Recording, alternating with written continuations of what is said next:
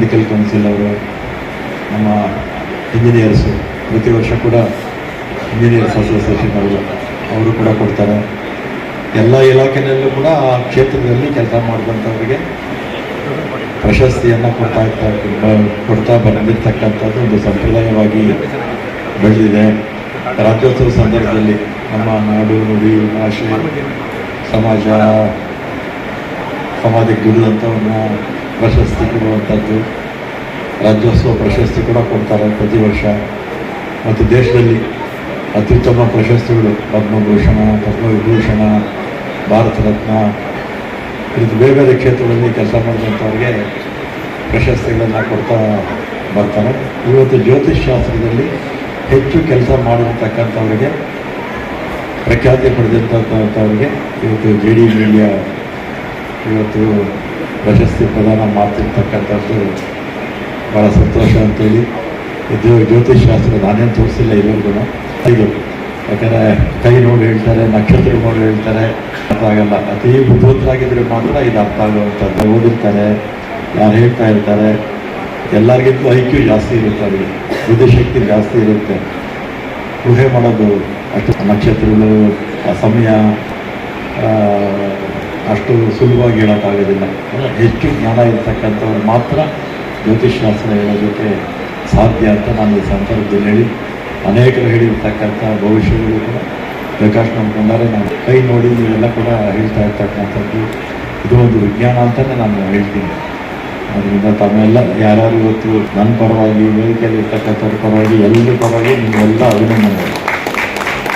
ಇಲ್ಲಿ ವಿಶೇಷವಾಗಿ ಯಾರು ಜ್ಯೋತಿಷ್ಯ ಮತ್ತು ವಾಸ್ತುಶಾಸ್ತ್ರ, ಸಂಖ್ಯಾಶಾಸ್ತ್ರ ಈ ರೀತಿಯಾದಂಥ ಒಂದು ಮನುಷ್ಯನ ಮೇಲೆ ಯಾವ ರೀತಿಯಾಗಿ ಪ್ರಭಾವ ಬೀರ್ಬೋದು, ಬೇರೆ ಬೇರೆ ರೀತಿಯಾಗಿ ಪ್ರಭಾವ ಬೀರ್ತಕ್ಕಂಥ ವಿಷಯದ ಬಗ್ಗೆ ಅದರಲ್ಲಿ ಅಧ್ಯಯನ ಮಾಡಿ ಮತ್ತು ಅದರಲ್ಲಿ ಒಂದು ನೈಪುಣ್ಯತೆಯನ್ನು ಪಡೆದು ಇವತ್ತು ಹೆಸರುವಾಸಿಯಾಗಿರ್ತಕ್ಕಂಥ ಜನರಿಗೆ ಇಲ್ಲಿ ಆಹ್ವಾನವನ್ನು ನೀಡಿ ಅವರಿಗೆ ಗುರುತಿಸಿ ಈ ಪ್ರಶಸ್ತಿಯನ್ನು ನೀಡ್ತಾ ಇರ್ತಕ್ಕಂಥದ್ದು ಬಹಳ ಒಂದು ಸಂತೋಷ.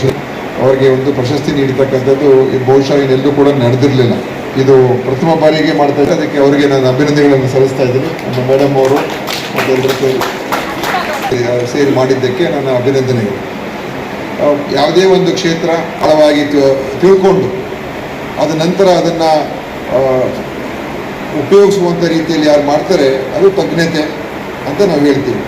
ಈಗ ವೈದ್ಯಕೀಯ ಕ್ಷೇತ್ರದಲ್ಲಿ ಸ್ಪೆಷಲಿಸ್ಟು, ಸೂಪರ್ ಸ್ಪೆಷಲಿಸ್ಟು, ತಜ್ಞರು ಅಂತೆಲ್ಲ ನಾವು ಹೇಳ್ತೀವಿ, ತಜ್ಞ ಡಾಕ್ಟರ್ಗಳಂತ. ಅದೇ ಥರ ಅವ್ರು ಯಾರು ಹೆಚ್ಚು ಸಾಹೇಬ್ರೆ, ನನ್ನ ಆತ್ಮೀಯ ಸ್ನೇಹಿತರು, DS ಮ್ಯಾಕ್ಸ್ನ ಸಂಸ್ಥಾಪಕರು ಆಗಿರ್ತಕ್ಕಂಥ ಸಾಹಿತಿ ನಮ್ಮ ಪಂಡಿತರುಗಳೇ, ಈಗಾಗಲೇ ನಮ್ಮ ಬಸವರಾಜ್ ಗುರೂಜಿಯವರು ನಮಗೆಲ್ಲ ಭಾಳ ಚೆನ್ನಾಗಿ ಗೊತ್ತಿರ್ತಕ್ಕ ಅವೆಲ್ಲ ನೋಡ್ತಾ ಇರ್ತೀವಿ. ಸಮಾಜದಲ್ಲಿ ಇವತ್ತೊಂದು ದಿವಸ ಏನು ಇವತ್ತೇನು ಬ್ರಾಹ್ಮಣರು ಇದ್ದಾರೆ, ತಮಗೆಲ್ಲ ಗೊತ್ತಿರೋ ಹಾಗೆ ಕಾರ್ನಳ್ಳಿ ಸಾಹೇಬ್ ಮಾತನಾಡಬೇಕಾದ್ರೆ ಹೇಳ್ತಿದ್ರು, ನಾವು ಯಾವುದೇ ಒಂದು ಕೆಲಸ ಮಾಡಬೇಕಾದ್ರೆ ಮನಸ್ಸಿಗೆ ನೆಮ್ಮದಿ ಮತ್ತು ಶಾಂತಿ ಭಾಳ ಮುಖ್ಯ. ಅಂತ ಒಂದು ಶಾಂತಿ ಎಲ್ಲಿ ಸಿಗುತ್ತೆ ಅಂತಂದರೆ, ಇವತ್ತಿನ ದಿವಸ ನಾವು ಯಾವುದಾದ್ರೂ ಒಂದು ಕೆಲಸವನ್ನು, ಒಳ್ಳೆ ಕೆಲಸವನ್ನು ಮಾಡಬೇಕಾದ್ರೆ ಜ್ಯೋತಿಷ್ಯ ಅಂತಂದರೆ ಮೂಢನಂಬಿಕೆ ಅಲ್ಲ. ಜ್ಯೋತಿಷ್ಯ ಅಂತಂದರೆ ಅದು ಸಹ ಒಂದು ವಿಜ್ಞಾನ. ಇವತ್ತು ಜ್ಯೋತಿಷ್ಯಗಳು ಭಾಳ ಜನ ಇಲ್ಲಿ ಮುಂಭಾಗದಲ್ಲಿ ಕುಳಿತಿದ್ದೀರಿ. ಇವತ್ತಿನ ದಿವಸ ಯಾವುದೇ ಒಂದು ಒಳ್ಳೆ ಕೆಲಸ ಮಾಡಬೇಕಾದ್ರೆ ಅಥವಾ ಯಾವುದೇ ಒಂದು, ಇವಾಗ ಉದಾಹರಣೆಗೆ ನಾವೇ ರಾಜಕಾರಣಿಗಳು ಒಂದು ನಾಮಪತ್ರ ಸಲ್ಲಿಸಬೇಕಾದ್ರೆ ಕನ್ಸಲ್ಟ್ ಮಾಡ್ತೀರಿ, ಗುರುಗಳೇ ಯಾವ ದಿವಸ ನಾವು ಇವತ್ತು ನಾಮಪತ್ರ ಸಲ್ಲಿಸಿದ್ರೆ ಒಳ್ಳೆಯದಲ್ಲಿ. ಯಾವಾಗಲೂ ಸಹ ನಾನು ಸರ್ವೇ ಜನ ಸುಖಿನೋ ಭವಂತು ಅಂತೇಳಿ ಯಾರಾದರೂ ಈ ರಾಜ್ಯದಲ್ಲಿ ಪ್ರತಿದಿನ ಒಂದು ದೇವರಿಗೆ ಅಂದ್ರೆ ಅದು ಬ್ರಾಹ್ಮಣರಿಗೆ ಸಲ್ಲಬೇಕಾದಂಥದ್ದು. ಬರೀ ಅವರು ನಮಗೆ ಮತ್ತೆ ನಮ್ಮ ಕುಟುಂಬಕ್ಕೆ ಒಳ್ಳೇದಾಗಲಿ ಅಂತಲ್ಲ, ರಾಜ್ಯದಲ್ಲಿ ಇರ್ತಕ್ಕಂಥ ಎಲ್ರಿಗೂ ಸಹ ಒಳ್ಳೇದಾಗಬೇಕು, ಎಲ್ಲರಿಗೂ ಸಹ ಸದಾ ಕಾಲ ಯಾರಿಗಾದ್ರೂ ಬ್ರಾಹ್ಮಣರು ಅಂತ ಒಂದು ಸಮಾಜದಲ್ಲಿ ಏನವರು ತೆರೆ ಹಿಂದೆ ಕೆಲಸವನ್ನ ಮಾಡ್ತಾ ಇರ್ತಾರೆ, ಅಂಥವ್ರನ್ನ ಮುಖ್ಯವಾಹಿನಿಗೆ ತಂದು ಇವತ್ತು ಯಾರು ಪಾಪ ಯಾರು ಗೊತ್ತೇ ಇರೋದಿಲ್ಲ, ಅವರು ಬಹಳ ಜನಕ್ಕೆ ಏನು ಒಳ್ಳೇದಾಗ್ಲಿ ಅಂತೇಳಿ ಪ್ರತಿದಿನ ಒಂದು ದೇವಸ್ಥಾನಕ್ಕೆ ಇರ್ಬೋದು ಅಥವಾ ಅಂತ ಹೇಳಿದ್ರೆ ಜ್ಯೋತಿ ಜೀವನದಲ್ಲಿ ಬೆಳಕನ್ನ ಕೊಡ್ತಕ್ಕಂಥ ಒಂದು ಮಹಾನ್ ವಿದ್ಯೆ. ಅನೇಕ ಸಂದರ್ಭಗಳಲ್ಲಿ ಮನುಷ್ಯನಿಗೆ ಕಷ್ಟಗಳು ಬಂದಾಗ ಏನು ದಿಕ್ಕು ತೋಚದೇ ಇದ್ದಾಗ ಯಾವುದಾದ್ರೂ ಒಂದು ಯಾಕೆ ಕಷ್ಟಗಳು ಬಂತು ಅಂತ ಆಲೋಚನೆ ಮಾಡಿದಾಗ ಹಾಗೆ ಒಂದು ಮನಸ್ಸಿಗೆ ಸಮಾಧಾನ ಕೊಡ್ತಕ್ಕಂಥ ಒಂದು ವಿದ್ಯೆ ಈ ಜ್ಯೋತಿಷ್ಶಾಸ್ತ್ರ.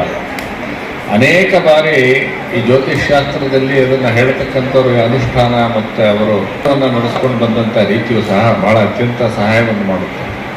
ಜ್ಯೋತಿಷ್ಶಾಸ್ತ್ರದ ಪ್ರಕಾರವೂ ಸಹ ಯಾರಿಗೂ ಕೆಟ್ಟದನ್ನ ಭವಿಷ್ಯ ಹೇಳಬಾರದು ಅನ್ನೋದು ಒಂದಿದೆ. ಹಳೆ ಯಾರೋ ಕೇಳಿದ್ರೆ ಯಾರು ಅದಕ್ಕೂ ಸತ್ತೋಗ್ತಾರೆ ಅಂತ ಅಂಥವ್ರು ಭಾಳ ಬೇಜಾರು ಮಾಡ್ಕೊಂಡ್ಬಿಟ್ಟಂತೆ ರಾಜ. ಆಗ ಬೇಕಂತೆ, ಇಲ್ಲ ನಿನ್ನ ಜೊತೆ ಇರೋರಿಗಿಂತ ಹೆಚ್ಚು ದಿನ ನೀನು ಬದುಕಿರ್ತೀಯ, ಎಲ್ಲರಿಗಿಂತ ಹೆಚ್ಚು ದಿನ ಬದುಕಿರ್ತೀಯ ಅಂತ ಹೇಳಿದ್ರು. ಹಾಗೆ ಮನಸ್ಸಿಗೆ ಒಂದು ಸಮಾಧಾನವನ್ನು ಕೊಡುವುದು.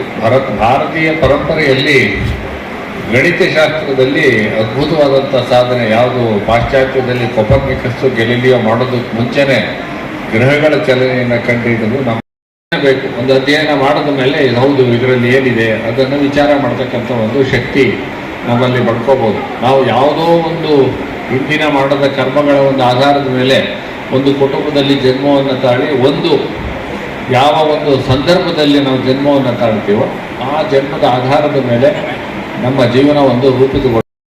ಪ್ರತಿಯೊಂದನ್ನು ನಮ್ಮ ಸಿ ವಿ ರಾಮನ್ ಅವರು ಬರ್ತಕ್ಕಂಥ ಮ್ಯಾಗಝೈನಲ್ಲಿ ಬರುವ ಒಂದು ಶ್ಲೋಕಗಳನ್ನು ಸಹ ಅವರು ನನಗೆ ಹೇಳಿದ್ರು.